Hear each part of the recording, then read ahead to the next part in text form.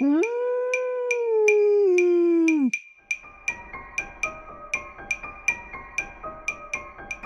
Êtes-vous prêt à voyager des frontières de vos peurs aux limites de vos rêves, à rencontrer des mythes et des légendes, des diables et des anges, à vous laisser conduire sur les chemins de l'étrange?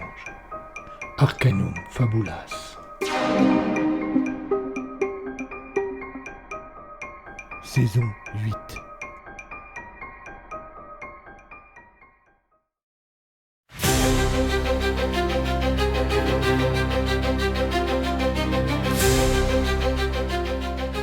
Je suis le lieutenant de police Solange Chocan et j'ai en charge l'enquête sur le meurtre d'Alice Ménestrel.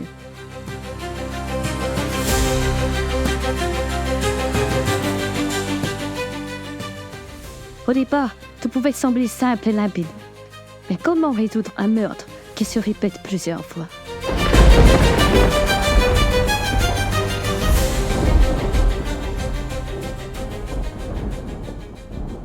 Épisode 12.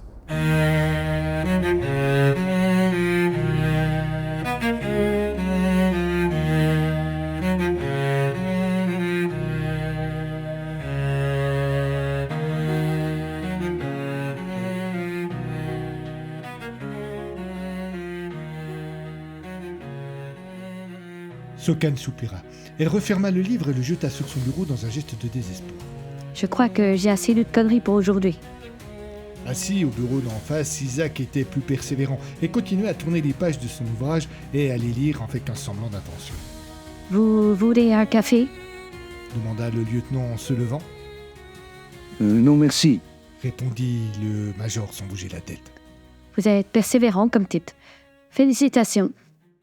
Merci. Depuis que Simon était revenu de l'Oriflamme sacrée, 1 heure plus tôt, les 2 policiers avaient passé leur temps le nez plongé dans les 2 livres qu'il avait ramenés. De croyances mystiques en rituels obscurs, les pratiquants des rites vaudous évoluaient dans un monde irréel pour qui ne partageait pas leur foi. Pour eux, le monde des esprits, des loas, permettait d'entrevoir la réalité du monde passé, présent et à venir. La justification à cette croyance religieuse prenait naissance dans des légendes anciennes et à la rencontre de civilisations bien différentes les unes des autres. Le major se frotta les yeux. Il faudrait que l'on trouve des détails sur les rituels qui sont évoqués dans ce bouquin. Nous trouvons peut-être assez une piste. À quoi bon? Ce sont des rites religieux qui, comme tous, ne sont efficaces que pour ceux qui y croient. Et pour le moment, cela ne nous mène nulle part dans notre enquête. Peut-être que l'un d'eux nous permettra de comprendre ce qui se passe avec le corps d'Alice. Vous pensez que la malheureuse pouvait faire partie de la confrérie?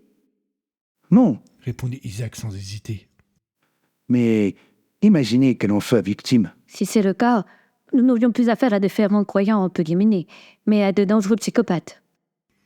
Isaac haussa les épaules et reprit sa lecture. Sokan, quant à elle, se rendit à la machine à café. Elle avait besoin d'une pause.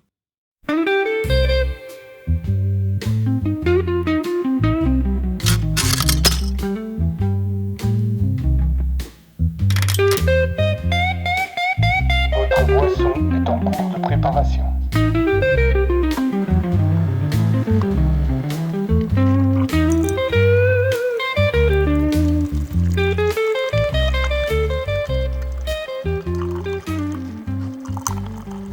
Sur place, elle croisa Fred, qui avait été convoqué par Borel et qui attendait que ce dernier puisse le recevoir.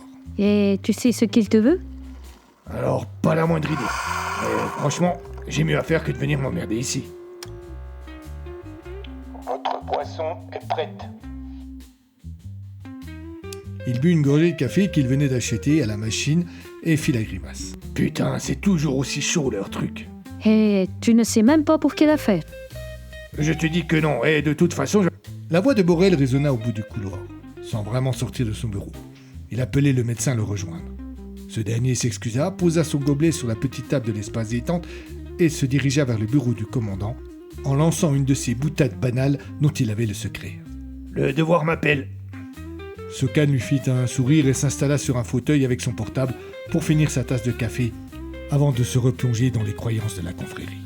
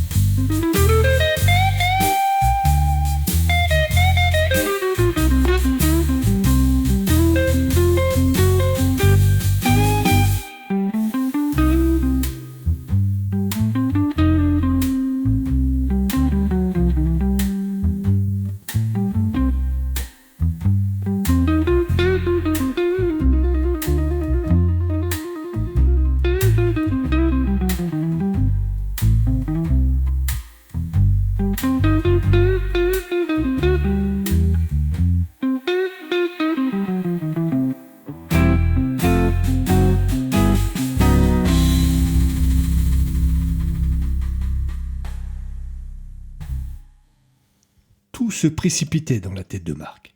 Cela faisait plus d'1 heure qu'il était là, avec ce juge particulièrement antipathique qui semblait prendre un malin plaisir à le torturer avec ses questions redondantes et ses affirmations contradictoires.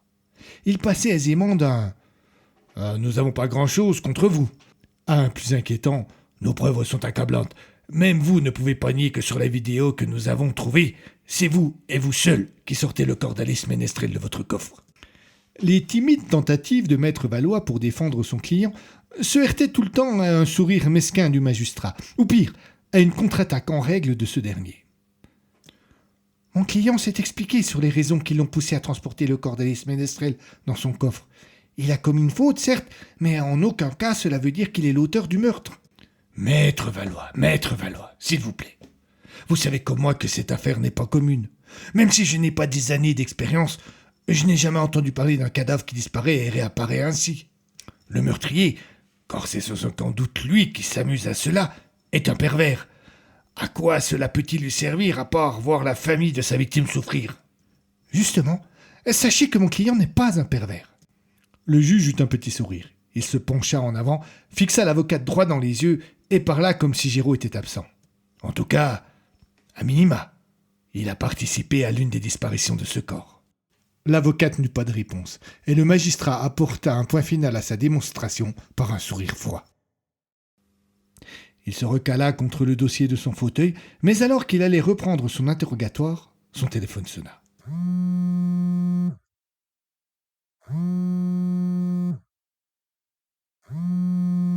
Il s'excusa et décrocha.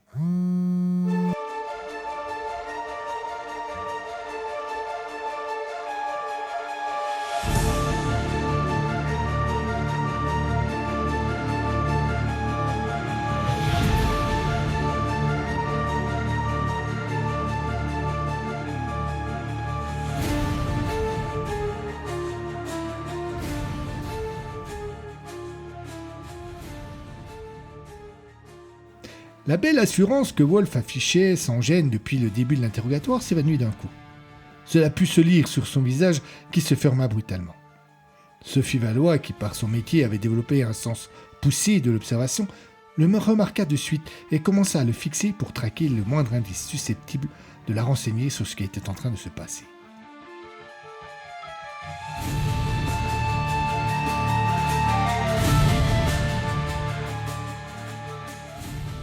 Le juge dut le remarquer car il se leva et alla jusqu'à la fenêtre pour tourner le dos à ses 2 interlocuteurs. Il parla plus bas et l'avocate ne put entendre ce qu'il disait. Lorsqu'il raccrocha, son attitude avait changé. Il ne regardait plus Géraud et l'avocat en face. Il baissait le regard. Il parlait plus avec assurance et emphase. Il parlait doucement. Il murmurait presque.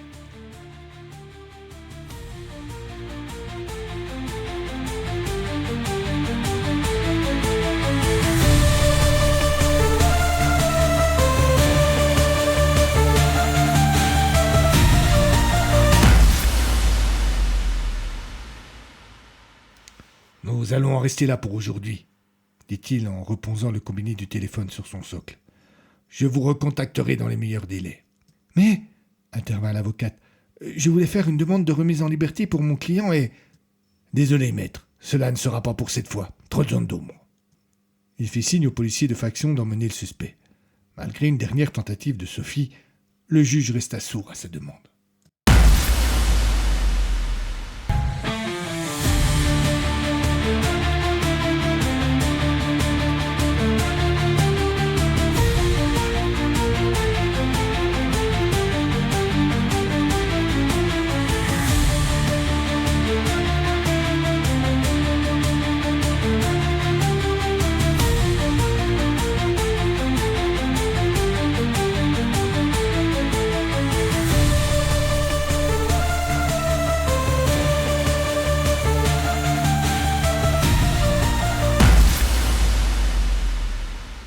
Solange entendit la porte de son bureau grincer. Elle était encore en train de boire son café assise sur un des fauteuils de l'espace détente. Elle se pencha par curiosité.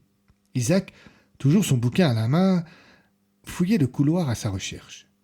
Dès qu'il la vit, il vint vers elle et lui tendit le livre. Regardez, Dit-il. J'ai trouvé le rituel de Sotas. Le lieutenant attrapa l'ouvrage et, sans la moindre conviction, lut le passage que le major avait surligné.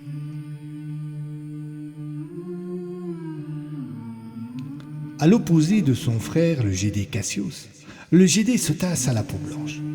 Sa noirceur n'est rappelée que par ses yeux, car bien qu'il maîtrise la mort, bien qu'il donne la vie, comme son frère, il se joue des douleurs des résilients que lui désigne le pénitent.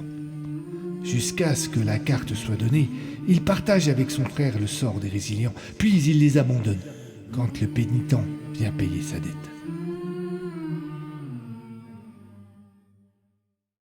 Le lieutenant rendit le livre au major. C'est du charabia mal écrit. Vous ne trouvez pas que la description de Sotas ressemble étrangement à l'homme sur la vidéo? Par acquis de conscience, Sokan reprit le livre et relut les premières lignes du passage. Bah, il a la peau blanche et les yeux noirs. C'est un peu léger pour faire un rapprochement. Le major allait devoir convaincre, et cela était susceptible de prendre du temps. Il s'installa donc à côté de sa collègue et commença par la rassurer en affirmant qu'il ne croyait pas à toutes ces balivernes.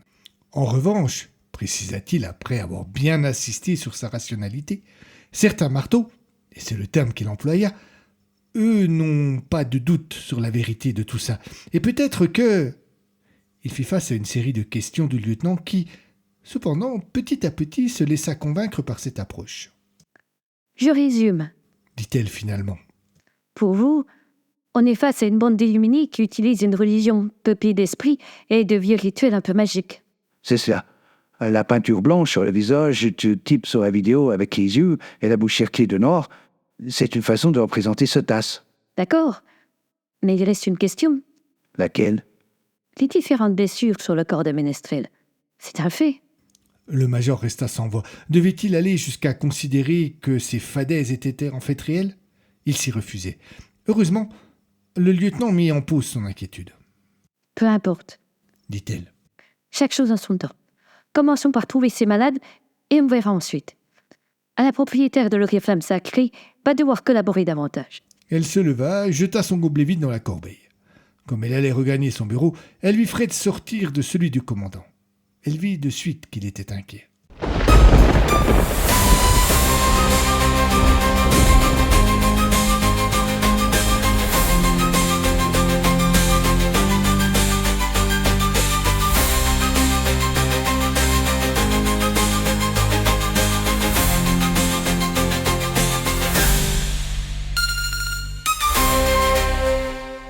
À suivre.